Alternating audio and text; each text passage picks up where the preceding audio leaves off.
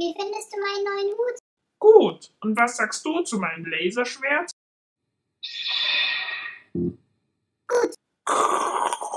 Wer bist du? Ich bin wohl die bekannteste Treppe der Welt. Ich habe einen Besitzer und dieser Besitzer hat einen Schwager. Und der Vater dieses Schwagers hat einen Bruder. Und dieser Bruder hätte Obama beinahe die Hand geschüttelt, wäre er zuvor nicht in einem Stau gestanden.